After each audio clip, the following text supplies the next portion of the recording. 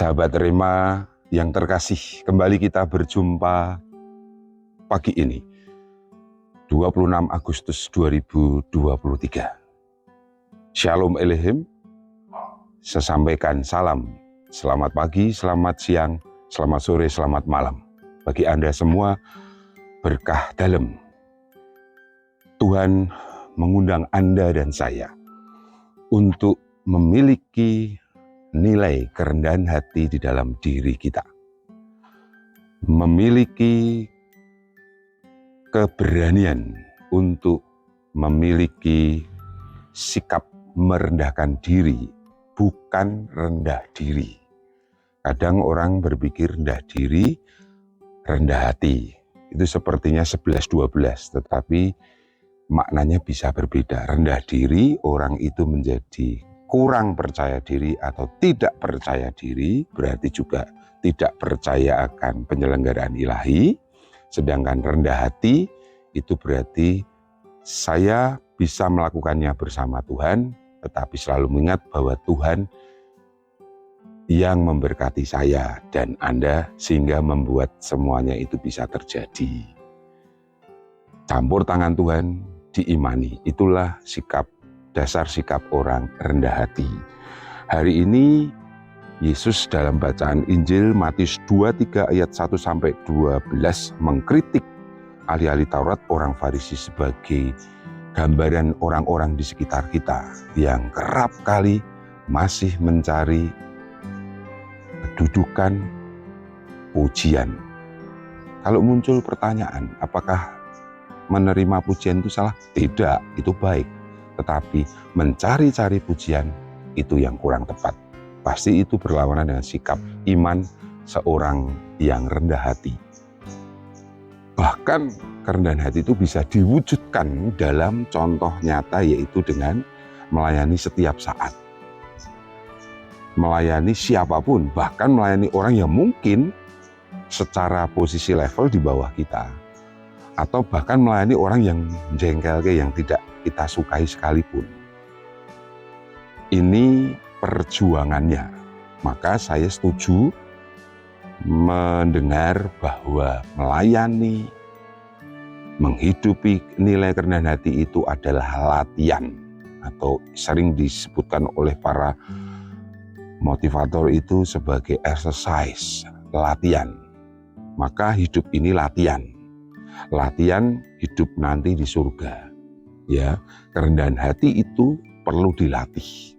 Maka orang tua kita sangat berperan dalam mendidik Anda dan saya, kita semua ini, untuk memiliki kerendahan hati sebagaimana yang Tuhan ajarkan kepada Anda dan saya.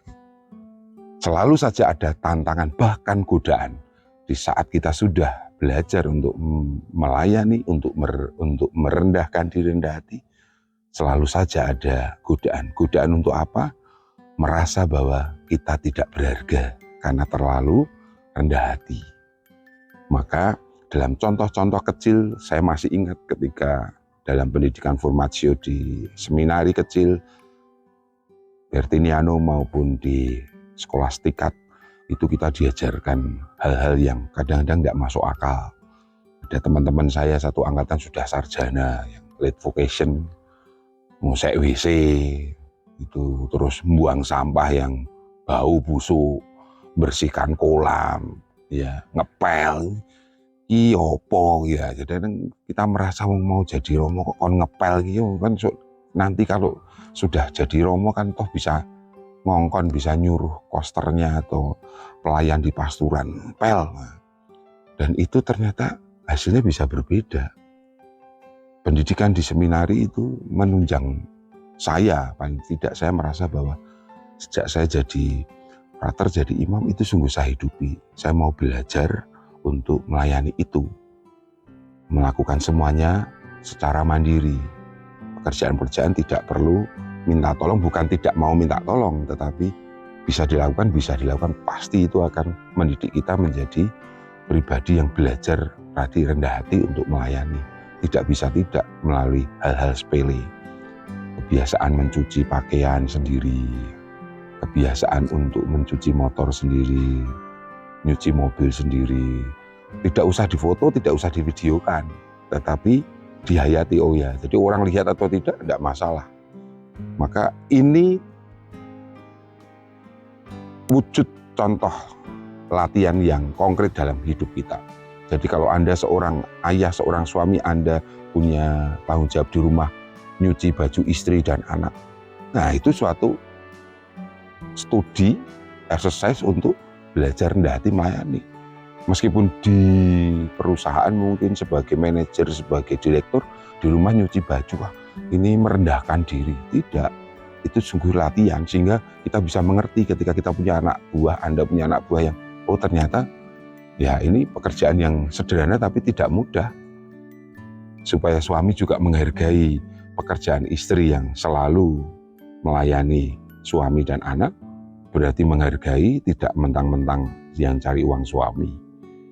Semoga dengan contoh-contoh ini kita jadi sadar, oh ternyata Tuhan memberi kita kesempatan, ruang dan waktu untuk belajar menjadi pribadi berlawanan dengan sikap ahli Taurat dan orang Farisi. Siapapun yang terbesar di antaramu, hendaklah ia menjadi pelayan. Tantangan untuk menjadi orang besar itu justru kerap kali tidak mudah melayani. Semakin posisi orang semakin tinggi, orang semakin susah untuk melayani, susah untuk rendah hati. Tapi contoh-contoh terlalu banyak di hadapan kita. Presiden kita Bapak Jokowi seorang presiden, tetapi bisa melayani kita semua. Di apa-apa tidak mudah, emosi, bisa menahan diri. Karena Pak Jokowi bisa menjadi salah satu contoh orang yang menghayati, belajar rendah hati, belajar melayani. Pemimpin yang rendah hati dan melayani. Anda bisa, saya bisa, kita bisa. Kemurahan Tuhan hadir dalam hidupmu, hidupku. Berkat Tuhan menyertai Anda, Bapa dan Putra dan Roh Kudus. Amin. Yesus, Maria, Yusuf, doakanlah kami. Amin. Shalom.